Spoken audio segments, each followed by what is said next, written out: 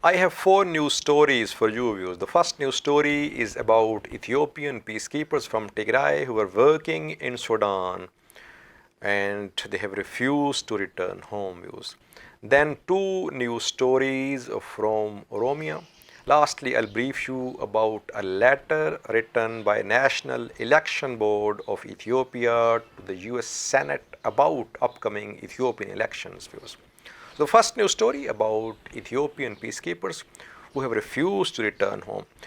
Sudanese government and UN Peacekeeping Operations Office have confirmed that 120 Ethiopian peacekeepers who were working in Sudan in Darfur in UNAMID peacekeeping operation have sought asylum in Sudan.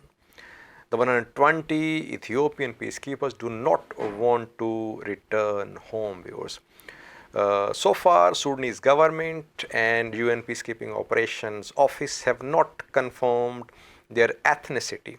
But it seems that they are from Tigray viewers because a few weeks ago I did a video about physical fight between Ethiopian peacekeepers from Tigray and their seniors at a Sudanese airport. Ethiopian peacekeepers from Tigray were not willing to return home. So physical fight had erupted at a Sudanese airport between them a few weeks ago. It seems that the 120 Ethiopian peacekeepers are from Tigray state of Ethiopia, a disgrace to Ethiopian National Defense Forces. Ethiopia is one of the largest contributors when it comes to peacekeeping operations in Africa. UN has decided to withdraw its peacekeepers from Darfur. At the start of this year, this withdrawal began, viewers. But Ethiopian peacekeepers from Tigray do not want to return home. Second news story is from Oromia, viewers. Oromo Liberation Army OLA is claiming to have taken control of a military base of Ethiopian forces in Welaga zone.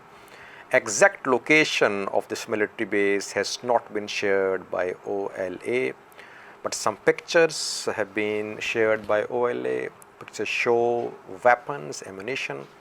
OLA says that it has taken control of the military base, it has seized weapons and ammunition from this base as well.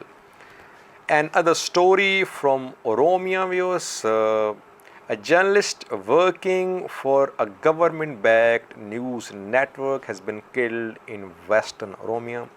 Name of the person is Sisse Fida viewers.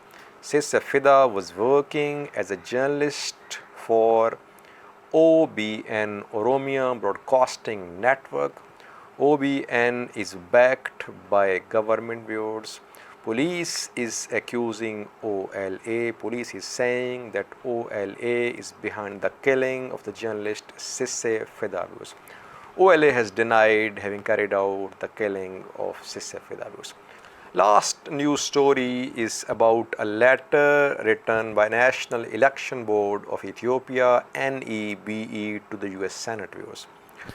3 days ago, the new US envoy to the Horn of Africa delivered a letter to National Election Board of Ethiopia. In the letter, US senators had requested postponement of Ethiopian elections. The US senators had called for reforms before the holding of elections. Then yesterday, Bloomberg published a news story. Bloomberg claimed that Ethiopia could delay the next elections. But today, on the 9th of May 2021, National Election Board of Ethiopia wrote a letter to the US Senate. In the letter, National Election Board of Ethiopia firstly thanks the US government for cooperating with the National Election Board of Ethiopia for democratic reforms in Ethiopia. Then 6 points mentioned in the letter by the National Election Board of Ethiopia are: firstly, NEBE says expectations must be calibrated in view of the broader environment. As an independent organization, NEBE is striving to implement the forthcoming elections in a manner that is consistent with both the Ethiopian legal framework and international standards. Shortfalls are inevitable given factors such as population size, development deficits at all levels, a nascent democratic culture, and an increasingly charged political and security environment. So the NEB is saying that shortfalls are inevitable because environment is challenging, viewers.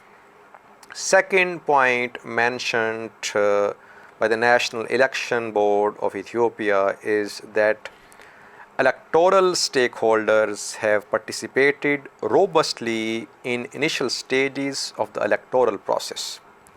NEB says that 46 out of total 49 political parties are participating in these elections.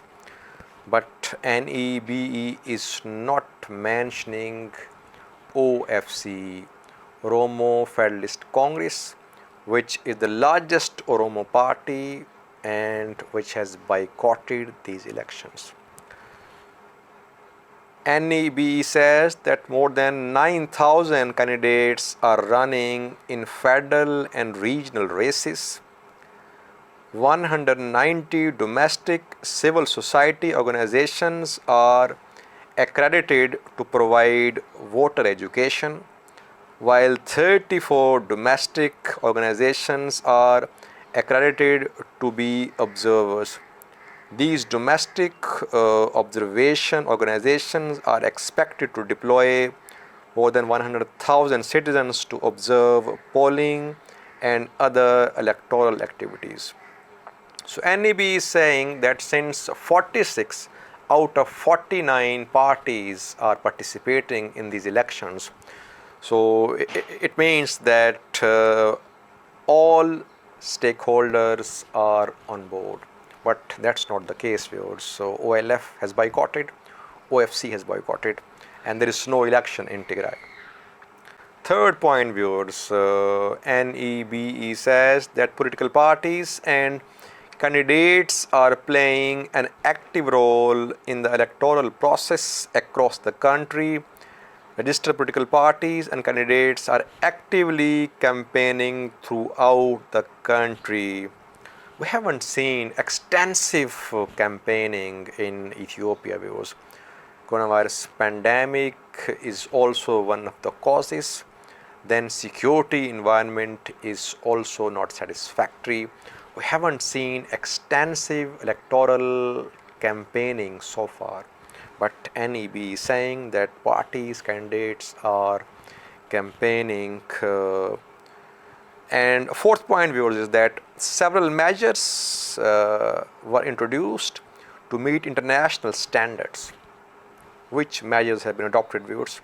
Firstly, ballot boxes, screens, seals, indelible ink, secure design, printing of ballots, and training of election staff. These are the measures adopted by NEBE to make these elections inconsistent with international standards, viewers. Fifth point, viewers. Administration of the 6th general election is the most transparent in Ethiopia's history, viewers. NEB is saying that the administration of these elections is the most transparent in the history, and NEBE is inviting international election observers. It's a positive thing, though, that NEBE is inviting international election observers. Lastly, viewers, NEB says that it cannot carry out any reforms now because this is election year, just 1 month remaining, and now no new election reforms can be implemented by NEBE, National Election Board of Ethiopia. So it seems that Ethiopian government, National Election Board of Ethiopia have decided to press ahead with the upcoming elections. Elections won't be postponed. In several previous videos, I informed you that this political atmosphere of uncertainty suits Prime Minister of Ethiopia. He is due to win these election views.